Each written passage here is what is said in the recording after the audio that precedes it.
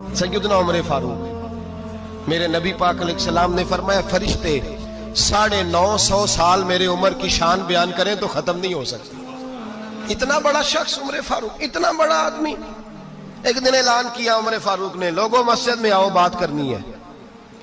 अमीरुल मोमिनीन का पैगाम है, सारे मस्जिद में आ जाए।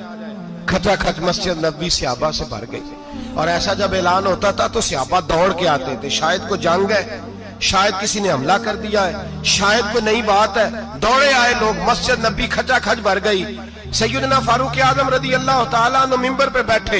हजरत अब्दुर्रहमान इब्न औफ रदी अल्लाह तआला अन्हु फरमाते हैं कि सहाबा तजस्सुस के देख रहे हैं कि पता नहीं किसी तरफ से पैगाम नहीं आ गया, कोई काफिर हमला नहीं करने लगा, अल्लाह जाने क्या हुआ है, बड़ी परेशानी है। उमर बैठे, अल्लाह की हम्द की, नबी पाक सल्लल्लाहु अलैहि वसल्लम पर दुरूद पढ़ा और फिर उमर फारूक बोले, फरमाने लगे, मैं जब मक्के में रहता था ना तो कभी घर में कहत आ जाता था, कभी कहत आता था घर में, बकरियों के दूध खुश्क हो जाते थे, गंदम नहीं मिलती थी, पानी नहीं होता था।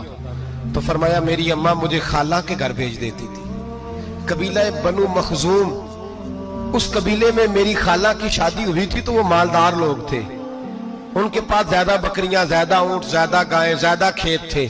हजरत उमर फारूक फरमाने लगे, मैं उनके घर जाता तो मेरे खालू समझ जाते कि उमर को इसलिए भेजा गया है कि कहत आ गया है। फरमाते हैं वो मुझे सवेरे बकरियां चराने ले जाते, शाम तक मैं उनकी बकरियां चराता।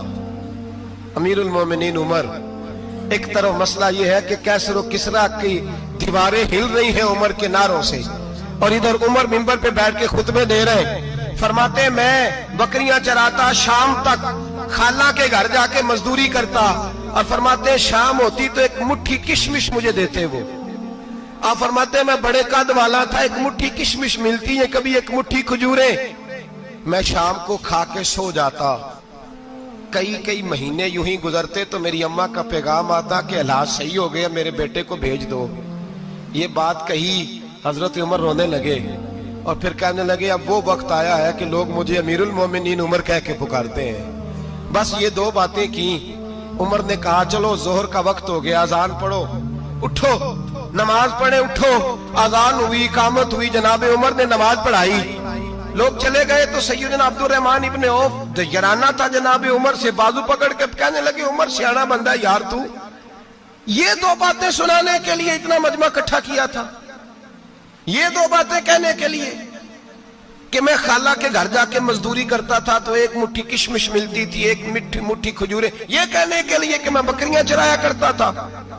तो हजरत उमर फारूक रदी अल्लाह तआला अन्हु फिर रोए, फिर आंखों में आंसू आए। कहने लगे, अब्दुर्रहमान आज ना मिस्र शाम से कुछ लोग आए थे और वो बता रहे थे कि उमर तेरा डंका वहां भी बड़ा बजता है। वो मुझे कह रहे थे तेरे नाम के वहां भी बड़े दबदबे हैं, बड़े तज़किरे हैं।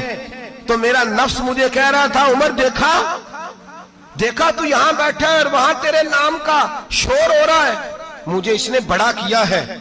तो मैंने आज मुस्तफा के सारे गुलाम इकट्ठे करके अपनी औकात बता दी है। मैंने अपनी औकात बताई है कि मैं कुछ नहीं, कोई शय नहीं, कोई चीज ही नहीं, असी किसी से कुछ नहीं जे लगदे, ना कोई साडा दर्दी। मैंने बताया है कि मैं तो किसी के बकरियां चरा के एक मुट्ठी किशमिश लेके गुजारा किया करता था। गुजारा मुझे मेरे कुछ साथी ना ले गए गुजरांवाला, सर्दियों के मौसम में मुझे कहने लगे स्वेटर पसंद कर ले अपनी मर्जी का। तो मैंने कहा यार मुझे तो वही मजा आता है जो मेरी अम्मा क्रोशिये से बनाया करती थी, वही वो पहले अब्बा पहनते थे, फिर वही स्वेटर बड़ा भाई पहनता था, फिर हमारे खाते में आ गया।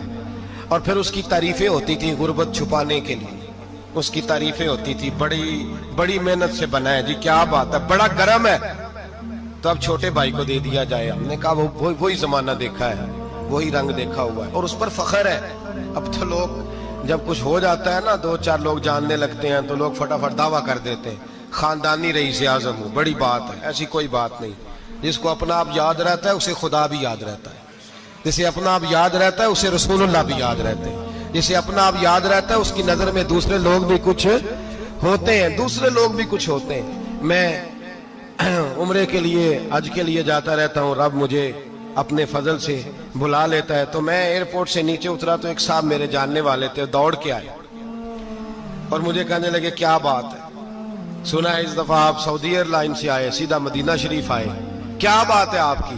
اور میں نے کہا صاحب چھوڑ دیں, میں بھی جب پہلی دفعہ آیا تھا تو میں بھی بڑا گھور گھور کے ایئرپورٹ دیکھتا تھا, میں نے کبھی دیکھا جو نہیں تھا, میں بڑا گھور گھور کے دیکھتا تھا, کوئی ایسی بات نہیں ہے, یہ نظام قدرت ہے, بادشاہ کے فیصلے ہیں, وہ جب چاہتا ہے جس طرح کے چاہتا ہے فیصلے فرما لیتا ہے, تو یہ اس کے فیصلوں کی بات ہے. ہم لوگ نا جس حیثیت پہ ہوتے ہیں وہیں رہ جاتے ہیں, پچھلی بات بھول جاتے ہیں, اس لیے ہم چاہتے ہیں جو بھی ہمیں ملے جھک کے ملے, جو بھی آئے, اور یہ میرا آپ کا سب کا مشترکہ معاملہ ہے. میرے نبی پاک صلی اللہ تعالی علیہ وسلم نے صحابہ سے پوچھا تمہیں بتاؤں جنت کے بادشاہ کون ہوں گے؟ جنت کے عام لوگ نہیں, جنت کے, بولیے گا ذرا, جنت کے اللہ بادشاہ. جنت میں تو جانا بڑی بات ہے, حضور جنت کا بھی بادشاہ, ابن ماجہ میں لفظ ہے. تمہیں پتہ ہے جنت کے بادشاہ کون ہوں گے؟ تو میرے مصطفیٰ کریم صلی اللہ تعالی علیہ وسلم کے غلاموں نے کہا حضور ہمیں نہیں پتا. تو حضور نے فرمایا جنت کے بادشاہ وہ لوگ ہوں گے جنہیں دنیا میں کوئی بھی نہیں جانتا تھا, جن کے کپڑے سادے ہوتے تھے, جو غریب لوگ ہوتے, جو سفارش کرتے تھے تو ان کی قبول کوئی نہیں کرتا تھا, جو کسی کے ساتھ جاتے تھے تو ان کو مانتا کوئی نہیں تھا, وہ جنت کے بادشاہ ہوں گے, بادشاہ. اور فرمایا قیامت کے دن جب لوگ انہیں دیکھیں گے تو ان پر فخر کریں گے, رشک کریں گے, کہیں گے کیا بات ہے تمہاری, یہاں تو شوق ہی بڑا ہے.